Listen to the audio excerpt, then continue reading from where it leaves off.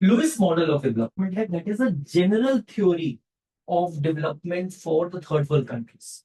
In third world countries में surplus labour होता था, और अभी भी बहुत सारी थर्ड वर्ल्ड कंट्रीज में सरप्लस लेबर है, लेकिन 1950s 60s के अंदर जब ये मॉडल डेवलप हुआ तो उसमें ये था कि ये थर्ड वर्ल्ड कंट्रीज में सरप्लस लेबर था, and this surplus labour was used to transform the modern industrial sector. It was transferred from the agricultural sector to the modern industrial sector.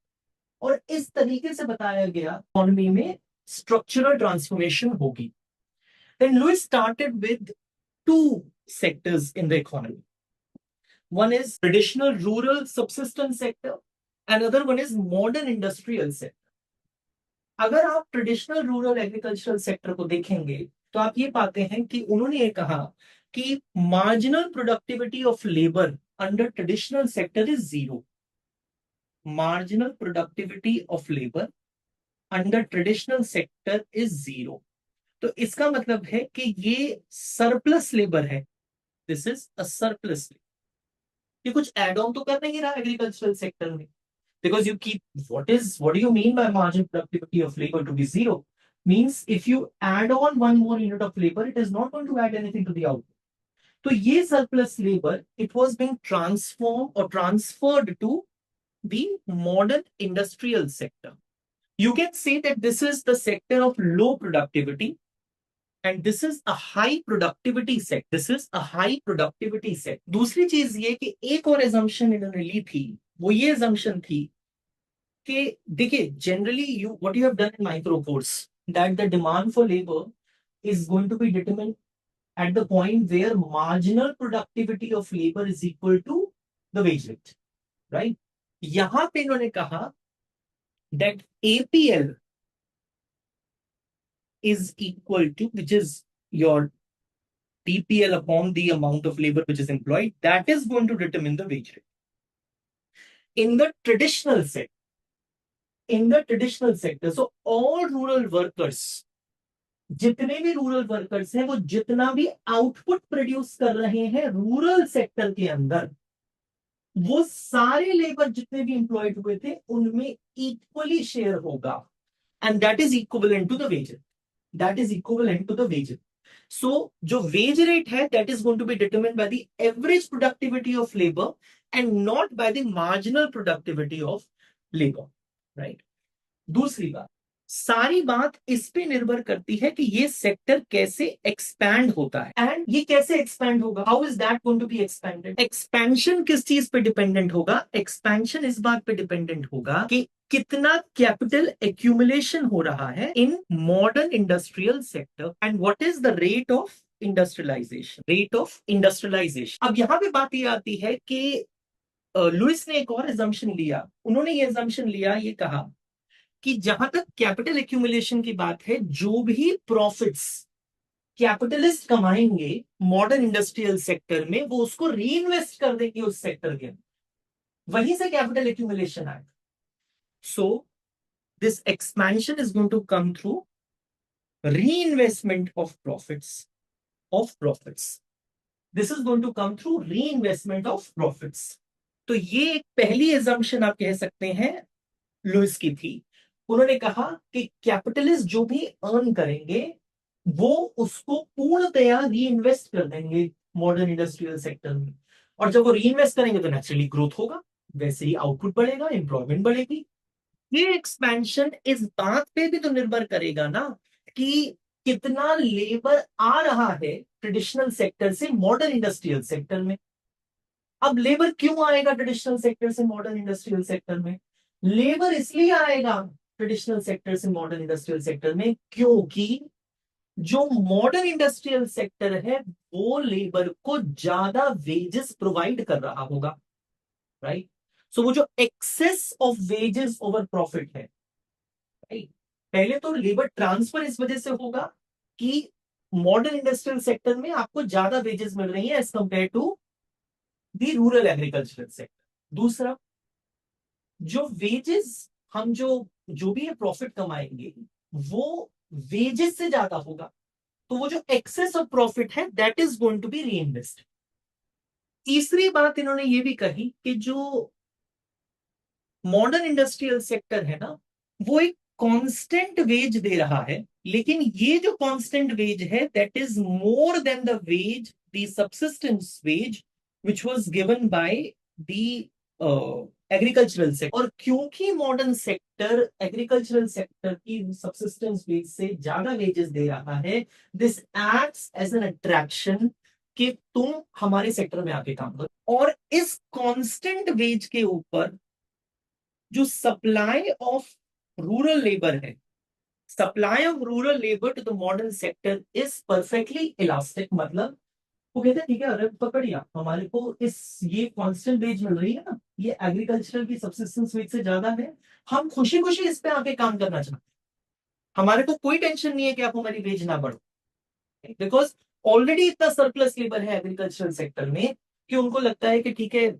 इससे तो अच्छा ही है, और हम इस हायर वेज के ऊपर काम करना चाहते हैं, हमारे को वैसे ही कुछ मिल नहीं रहा एग्रीकल्चरल सेक्टर में, so we can work at the higher wage in the modern industry. जो टीपीए है that is total product in agricultural sector है, वो किस पे डिपेंडेंट है? That is dependent upon the amount of labour in agricultural sector. there is a there is a fixed capital in agricultural sector, and technology in the agricultural sector is also fixed, right? And of course your APL MPL, they're also dependent upon labor, capital, and technology, but capital and technology, they are fixed. You have the curve like this is the TPA curve, right? And at this particular point,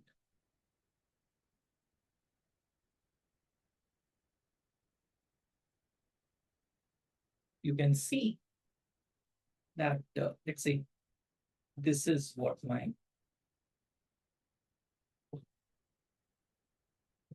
average product in agricultural sector is, and this is the marginal product of labor in agricultural sector, right? और आप देख सकते हैं that at this particular point the marginal product of labor that is zero। तो इसका मतलब है अगर आप इतना लेबर एम्प्लॉय करते हैं तो इसके बियॉन्ड का सारा सरप्लस लेबर है। This entire thing is surplus labour,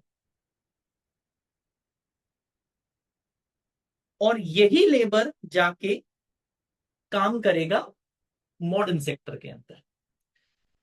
आप देख सकते हैं that you have TP curve which is horizontal beyond this LA, so this shows surplus labor। कुछ ऐड नहीं कर रहा ये surplus labour in total product, कुछ भी ऐड नहीं कर रहा, राइट? एंड यहाँ पे बहुत सिंपलिस्टिक चीज ली हुई है, यहाँ पे उसको MPL बस जीरो पे छोड़ दिया, राइट? अदरवाइज तो अगर ये नेगेटिव हो जाए तो और नीचे भी ले आएंगे, but you can just assume it that, right? So this is about the agricultural sector. Now, main thing is about what is happening in the modern sector. Now, one more thing, your amount of wage in the agricultural sector is given by this much. This is the subsistence wage. This is the subsistence wage, right? And this subsistence wage is coming from, I've told you earlier also, that is total product in agricultural sector upon labor employed in the agricultural sector. That is it. So here AP average product in the agricultural sector is determining the wages, not the marginal product, not the modern industrial sector में देखिए जो TPM है वो यहां पे भी तो यही होगा। It is the function of what, आप कितना लेबर एम्प्लॉय कर रहे हैं। Capital and technology is assume to be fixed, ठीक है? Initially this is what your total product curves, TPM1, right? TPM1 on, and this is dependent upon the amount of capital KM1, right? Okay. Now this is the subsistence wage which you are getting from the agricultural sector. अब यहां पे क्या हुआ है, कि modern sector के अंदर वो थोड़ी सी ज्यादा वेज दे, they are giving you wage WM, and जो लेबर है, एग्रीकल्चरल लेबर, जो सरप्लस लेबर है, that is ready to work at this given wage rate. तो ये जो WMSL कर्व है, that is a perfectly elastic supply curve of labour. जो demand curve for labour है, that is this, which is your MPL curve, right? This is your demand curve for labor. ठीक है, this is your demand curve for labor. Now this is also drawn at given level of, this is also drawn at given level of capital in the manufacturing sector.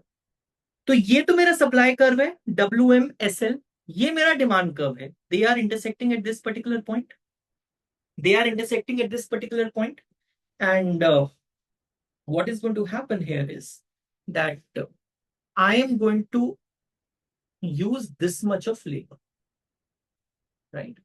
And I'm going to produce this much of output in the manufacturing sector. भाई ये तो मेरा demand और supply का intersection है ना, तो मैं इतना ही यूज करूंगा। सो दिस इज LM1, ठीक है, LM1, और मैं इससे प्रोड्यूस कितना कर रहा हूं, TPM1, right? So demand curve कैसे आया है, that is coming through downward sloping MPL curve. ये हमारे को माइक्रो कोड से पता है कि MPL कर्व जहां पे वेज रेट के बराबर होती है उतना एम्प्लॉयमेंट करते हैं।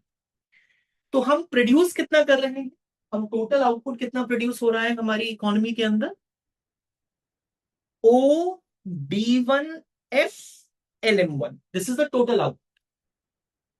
टोटल कॉस्ट कितनी है मेरी, OWMF LM1, और कितना कितना अमाउंट ऑफ प्रॉफिट है, इतना अमाउंट ऑफ प्रॉफिट, ठीक है ना, this is the amount of profit.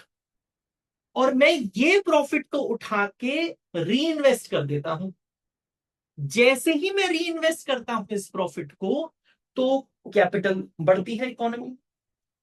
जब कैपिटल बढ़ेगी तो जो टोटल प्रोडक्ट कर्व है वो भी ऊपर की तरफ शिफ्ट हो जाएगा।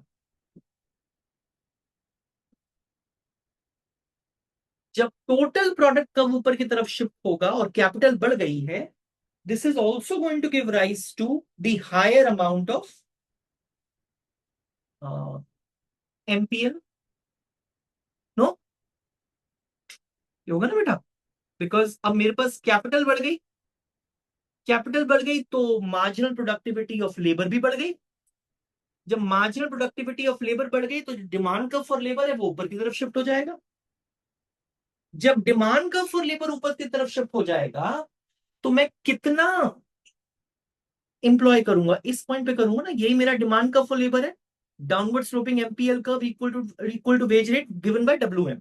आई am going to employ this much of labour and I am going to produce this much of output, right, I am going to produce this much of output. तो मैं एम्प्लॉय कितना कर रहा हूं, LM2, मैं produce कितना कर रहा हूं, TPM2, और अब मैं कितना आउटपुट प्रोड्यूस कर रहा हूं बेटा, OD2GLM2, ये मेरा टोटल आउटपुट है।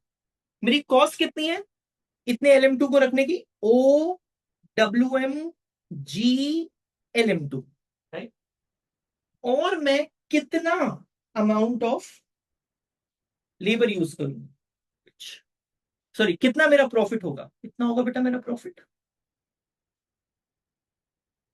right, this is going to be my profit, and I am going to reinvest this profit back into the business।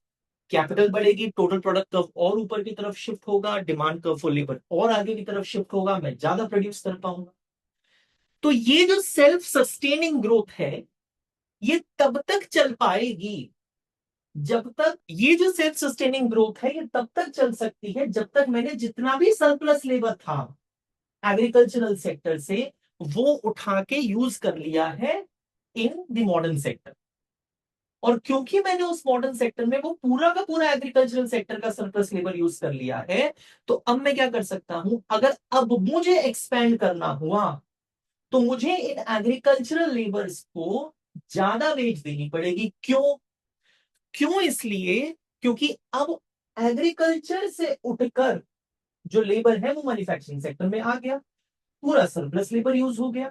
तो जो लैंड पे अब कम लोग बच गए ना काम करने के लिए, क्योंकि कम लोग बच गए काम करने पे जो लैंड टू लेबर रेशियो था वो गिर गया। तो उसकी वजह से जो मार्जिनल प्रोडक्टिविटी ऑफ लेबर है वो बढ़ गई। अगर मार्जिनल प्रोडक्टिविटी ऑफ लेबर बढ़ी है आपको ज्यादा वेजेस देनी पड़े। आप उस समय जो मेरा एसएल कर्व है वो ऊपर की तरफ शिफ्ट मतलब अपवर्ड स्लोपिंग हो जाए। अगर मुझे तब भी लोगों को रखना है मॉडर्न सेक्टर में मुझे उनको ज्यादा वेजेस देनी पड़े। तो this is what the structural transformation of the economy, how labour is transferred from agricultural sector to the modern sector, right, in the third world countries. So this is what I wanted to do. I hope you like the video.